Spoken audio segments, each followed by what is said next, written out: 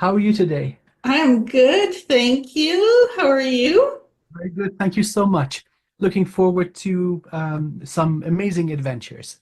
Me too. So we have Amir today, and we're going to do some remote viewing. Today we're going to switch it up and do some remote viewing of three different targets.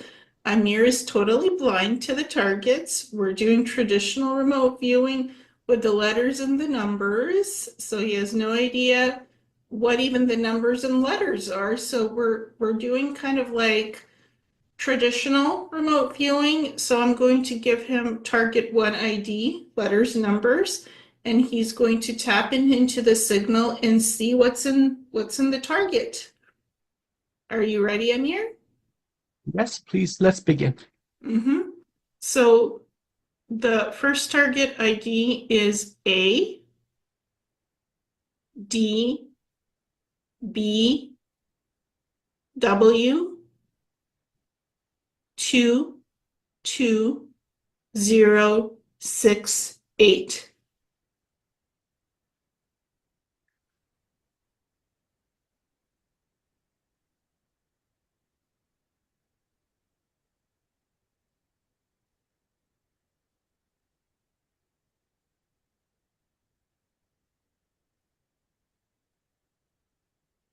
Okay, first thing of significance popping out above all is in closer to the surface.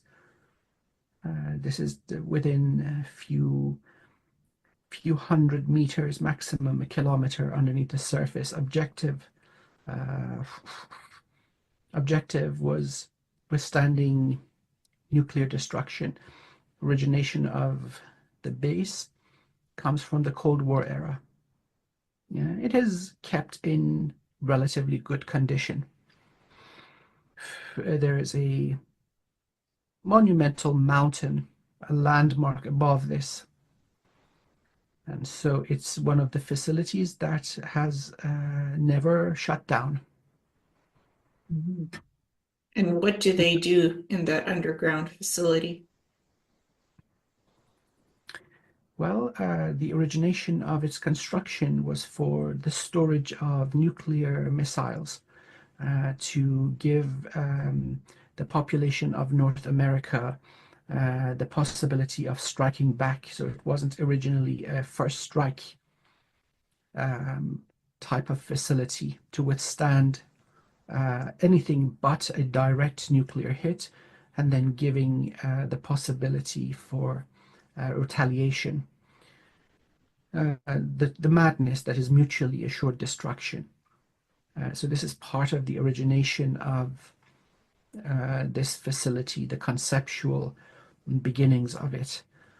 And so now many other types of operations which require, um, let's say, obstruction from observation in many forms. They've also included technological barriers against remote viewing. Uh, not very effective in point and fact. There is no secrets. There is nothing hidden from the open human consciousness. So the answer is yes. Are they aware where they are and what's going on considerably deeper underneath them? No. And what are they doing now in this facility? What's the operations? What are specifically that they're doing?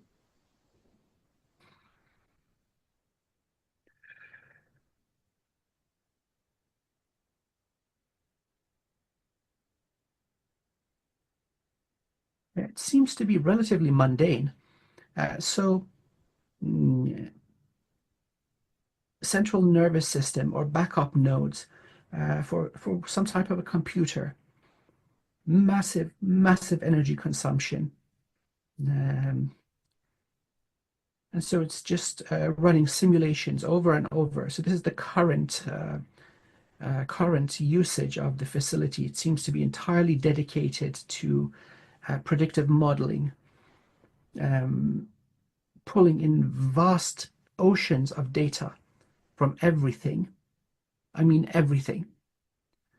from smartwatches to enemy nation satellite systems, and then trying to create behavioral models of the world we live in. Very impressive. The temperature is incredibly low. They're using a novel type of computation. They've gone past regular semiconductors. This is now 30 years or so. They've got a great part of the energy is going to, let's say, temperature control, keeping it close to absolute zero for the functionality of their machine. The machine is built in blocks. There's something, it's almost like it's living.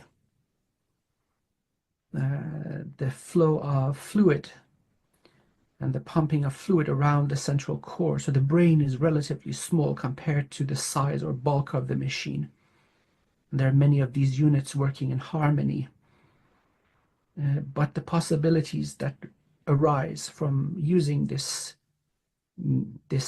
type of machinery is mind-blowing, giving them the ability to peer into not only future events but also parallel timelines.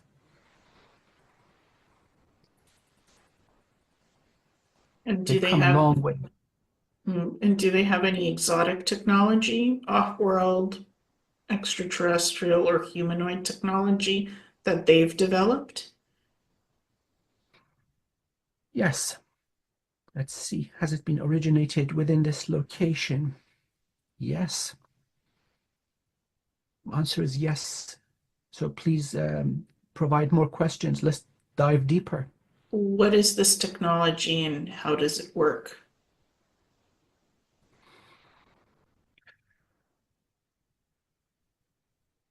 The origination of this type of computing is one of them. Uh, it was originally deciphered on the laws uh, according to which computation, or let's say creation of a probability model or function can occur using properties of very strictly created crystalline structures. This was deciphered and understood within this facility. So it seems it's the brains of the operation. This particular facility now seems to be at the forefront of the human technology, although they have used whatever they could get their hands on. Rightfully so. Why reinvent the wheel if you have an operating wheel? So this seems to be one of them. Let's go into category medical technology. Yes. Reconstruction of soft tissue according to previously stored genetic patterns. They're able to recreate an energetic scaffolding and then print the soft tissue almost in perfection. The earlier versions of this now are already hitting the open market for public consumption. They've taken this to a whole different level. So printing of living tissue. Let's see. Military tech. Not within this facility. So advanced medical research and advanced sentient life. That would be an appropriate way to call this. It's no longer a machine. It's alive, and it is peaceful. So, what kind of medical technology beyond the printing of the tissue?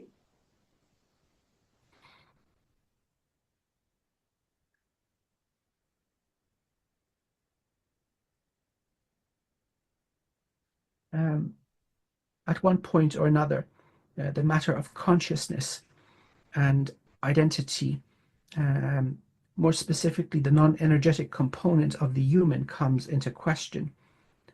So all sorts of procedures in going all the way beyond repair, meaning cloning, not through growing, through printing.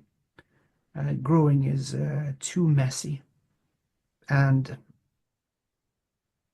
it is beyond our capability at this moment. But this printing technology, this has yielded good results. Fully functional replicas, fully functional, indistinguishable from the original. Now that put them into a doozy. Which is real and which is not? Where does the soul come from?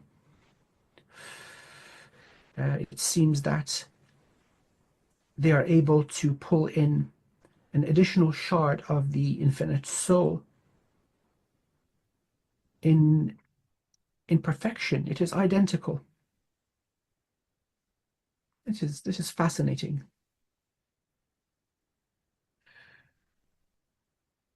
So with the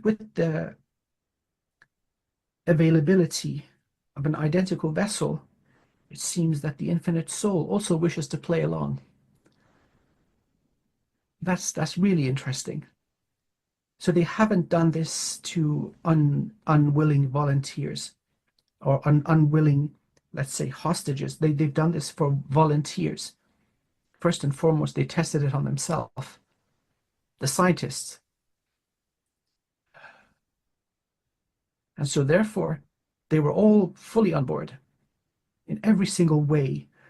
They saw this as a monumental way to conquer death, or for that matter, put one of these devices on a vessel which will travel for hundreds of millions of years to a suitable world, and then print the population. That will take care of so many problems. They made it. So they have stuff like biolabs and advanced medical technology that they're advancing and furthering along. Correct, correct, correct. Now, what happens to this down the line doesn't seem to be of great concern to these people. They are in it for the joy of discovery, and whatever they need is made available to them. So they have no concern about management changes or lack of budget, uh, and they are wholeheartedly dedicated. Um, this is rather unusual. No holidays, no breaks, no family, no friends, which makes them, these are not regular people. This level of dedication is abnormal. Let's dig into that now. That is probably the most interesting thing about this underground human base. Is it mind control? Oh, yes, mind control.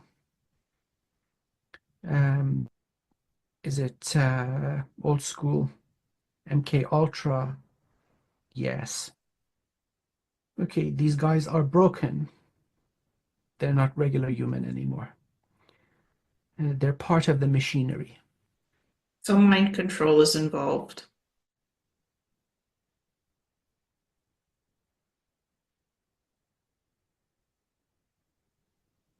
The perfected form. They're doing what they're doing, and they're absolutely having the best time ever So how are they part of the machinery? because they're no longer operating out of free will. They appear human, but they are following programs just like the machines around them. Would they be able to have self-autonomy again and come out of this if, you know, if that is allowed? Can they disconnect from the machines? Absolutely, this happens all the time. Now, the human vessel is not meant to operate at such capacity for prolonged periods of time. So there is a 100% burnout amongst these people. So part of the onboarding is going through the process of mind control. And that is part of the retirement package where the information is erased. This is not just done through suggestion or psychological approaches. The neural networks that contain information about these events are broken up. There is nothing. And so they are reintroduced into the population and they are well taken care of. They are given every opportunity to live the remainder of their life with dignity and good comfort. They take care of their people. So there is some free will choice once they finish the work to get out and just have everything erased, I guess, from them so they don't remember any of this work. Is that correct? That is correct. By the And technology so of you may these ask how, neural. how, yeah, how are they chosen? You can't just do this because a certain baby is born to genius parents. What if the baby is a moron? Right? This happens all the time. They look for gifted university students from the age of 17 onwards. And all of us, when we are young, we are dumb. And so the offer is mind-blowing. Almost nobody refuses. So the very, very best and brightest globally are observed, and then amongst them, the very, very best are brought on board. Mhm.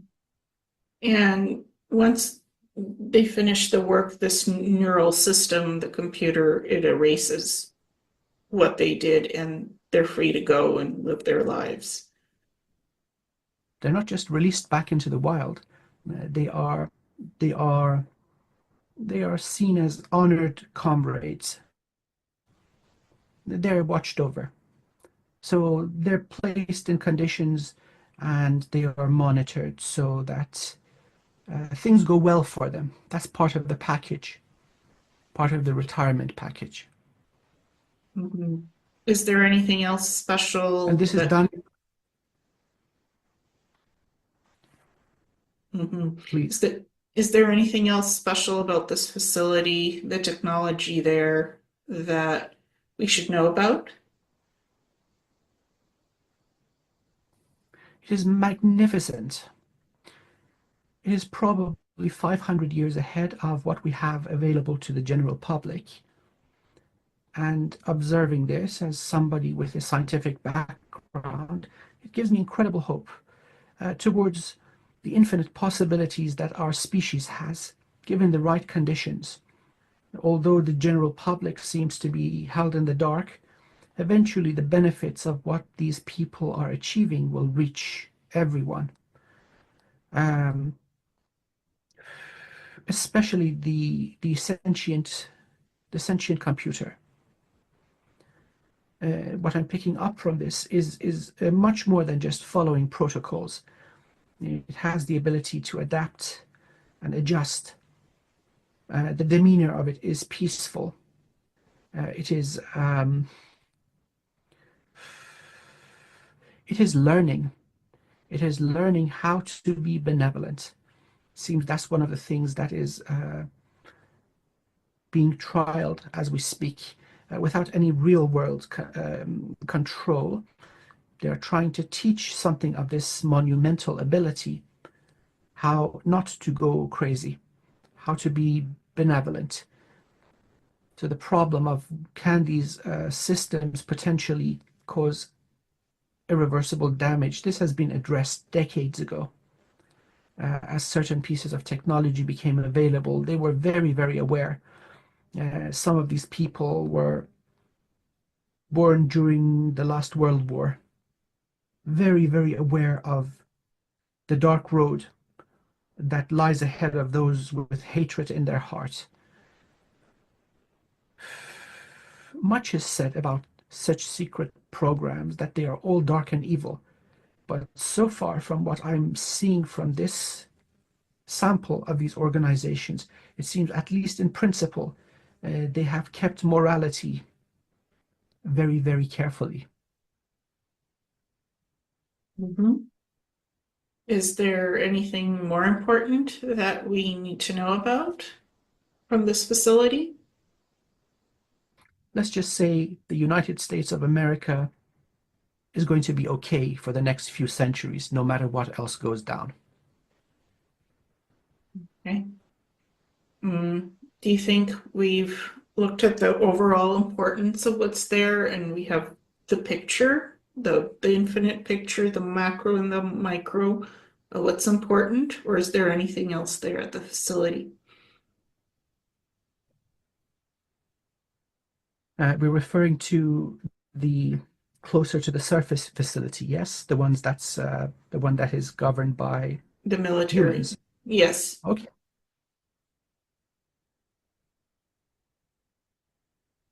Well, with the best and brightest, with the availability of infinite funding that never dries out, no matter who is in office, and a very effective and carefully crafted system of operation, amazing things can be achieved.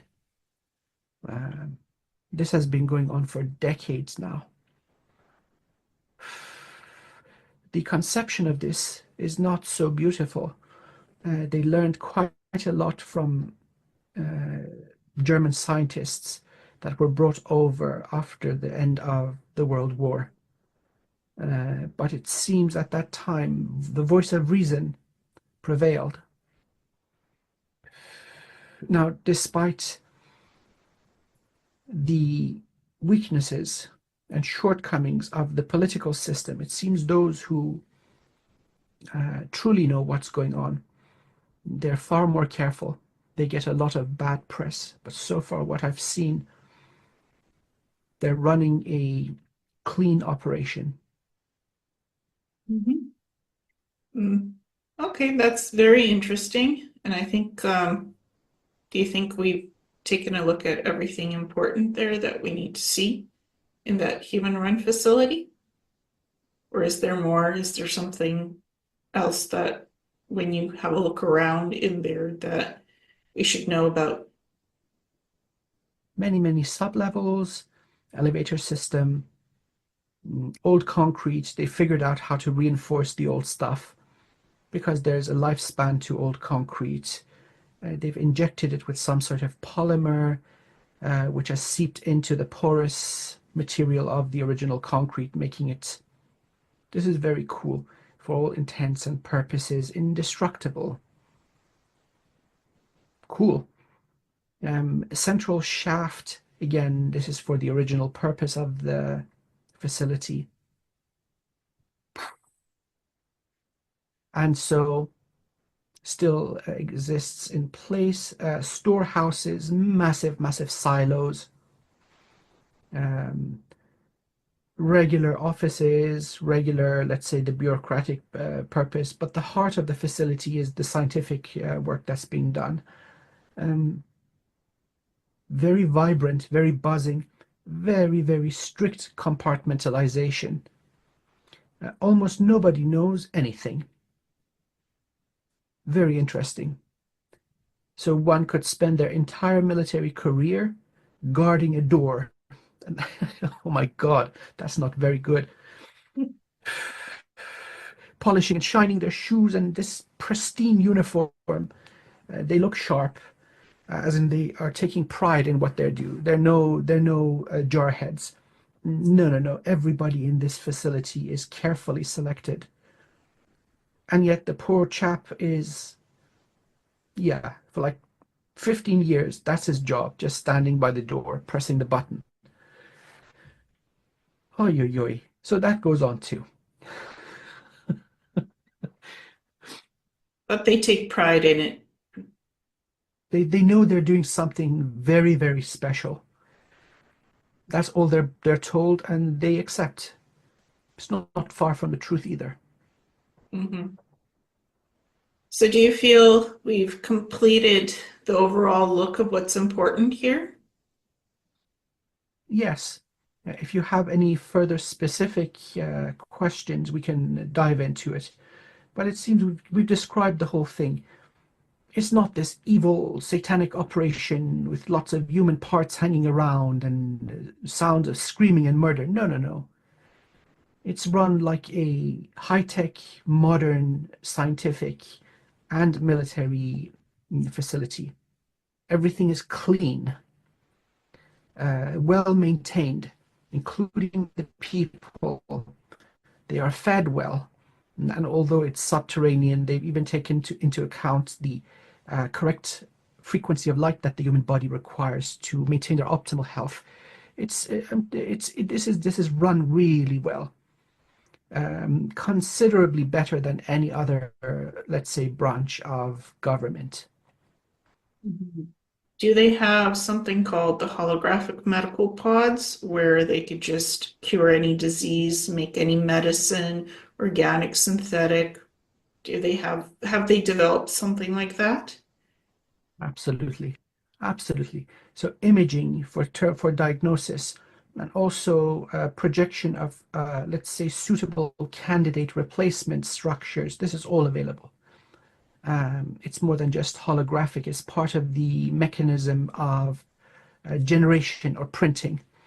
Light is involved. There's no hose and nozzle like toothpaste coming out of the top. No, no, no. This is not originated here.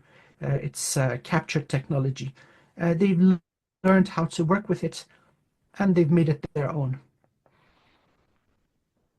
So they're able to print anything they want, polymers, medical stuff, and just manufacture. Correct, correct, correct. The limitation being energetic cost. Let's see what's powering this place. This is interesting because there's no big cables coming in from the top. Okay, they've got three um, submarine type nuclear power plants, sufficient for powering a city of 1 million people. And this seems to give the juice to every single experiment that is running. Mhm. And are some of these human people psionics? Are they able to telepathically communicate with each other and others? Not within this particular facility. It's not what these guys do. Okay, that's interesting. Anything else important about this facility?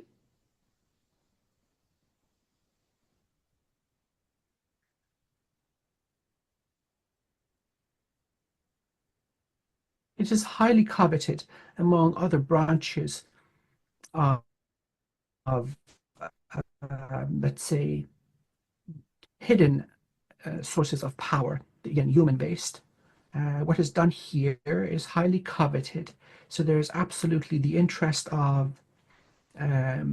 for theft of intellectual property, also interest in the personnel themselves. Anything and everything is of interest. So there's a great desire. So the existence of this, the location of this, and a large part of what is actually done is known to many. It's a loosely and badly kept secret. And so there are frequent attempts at penetrating let's say, the secrecy and the information, the equipment, the people, but such is the nature of such operations. This is ongoing. It has been going on since the very beginning, and it's not going to stop anytime soon. Mm. So let's see if everybody is entirely happy. No. The unhappy ones, are they there meant to be there? Yes. What is their problem? Is it financial? Kind of. This is strange now. Again, so I'm not now, I'm just disconnecting from this site. Okay, coming back to here and now. The greatest security risk is always people. The machines, the software, they do their job, and somebody gets drunk and runs their mouth, and there you go, you've got a security risk. It seems of that kind of nature. Some of them have gotten into trouble, and these aren't the scientists that are just so tightly twisted up or just bound up through mechanisms of mind control. No, it's regular, let's say, bureaucratic staff, maintenance staff. Somehow they found out something and they want to benefit from it. It's not like they are in grave danger either. No, regular human, the regular human condition. Mm-hmm. Well, fascinating. Interesting place.